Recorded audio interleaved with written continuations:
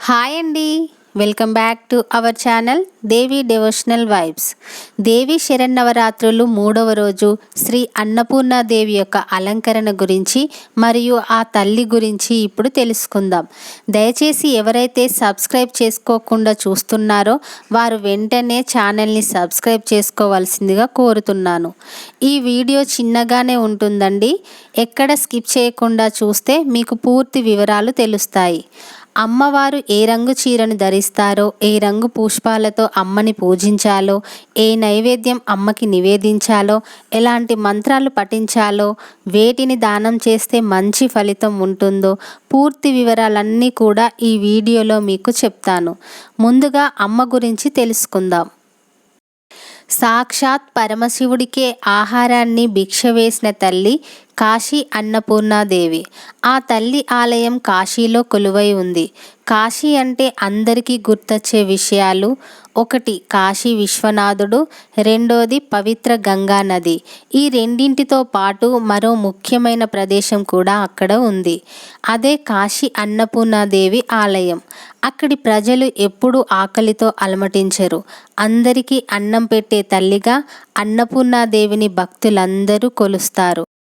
అన్నపూర్ణాదేవి మరెవరో కాదు, సాక్షాత్ ఆ పరమశివుని సతీమణి పార్వతీదేవినే కాశీలో అన్నపూర్ణాదేవిగా భక్తులందరి చేత పూజలందుకుంటున్నారు.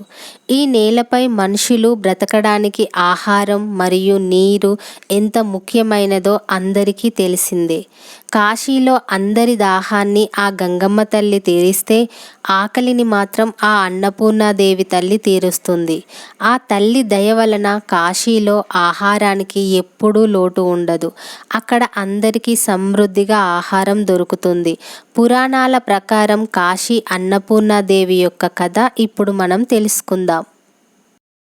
ఒకసారి పరమశివుడు ప్రపంచంలో అన్నంతో సహా అన్నీ మాయే అని అంటాడు. భక్తుల ఆకలిని తీర్చే అమ్మ అయిన పార్వతీదేవికి శివుని మాటలు నచ్చక కాశీ విడిచి కనిపించకుండా వెళ్ళిపోతుంది. దాంతో ఆహారం దొరకక ప్రజలు అలమటించడం ప్రారంభమవుతుంది. ప్రజల కష్టాలను చూడలేని అమ్మవారు తిరిగి వచ్చి అందరి ఆకలిని తీరుస్తుంది. చివరికి ఆహారం యొక్క ప్రాముఖ్యతను గుర్తించిన శివుడు తన మాటలను వెనక్కి తీసుకొని భిక్షపాత్రను పట్టుకొని పార్వతీదేవి వద్దకు వెళ్ళి ఆహారాన్ని అడిగినట్లు చెబుతారు.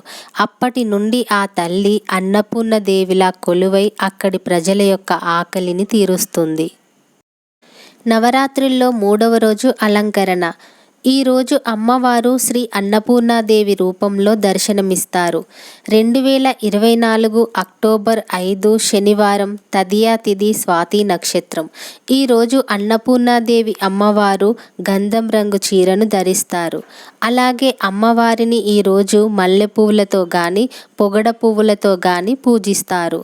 నైవేద్యంగా అమ్మవారికి కొబ్బరి అన్నం, గారెలు, దద్దోజనం నివేదిస్తారు. అమ్మవారిని ఇలా పూజించడం వలన సంపూర్ణ ఆరోగ్యం మరియు ధనధాన్యాలు కలుగుతాయి. అలాగే ఎవరికైనా ఈరోజు అన్నదానం చేస్తే చాలా మంచి ఫలితం లభిస్తుంది.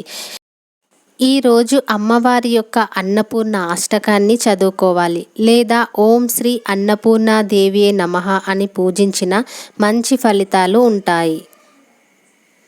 ఇదండి ఇవాల్టి వీడియో.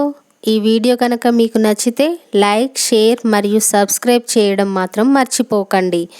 మళ్ళీ 4వ రోజు అమ్మవారి అలంకరణ వీడియోతో కలుద్దాం.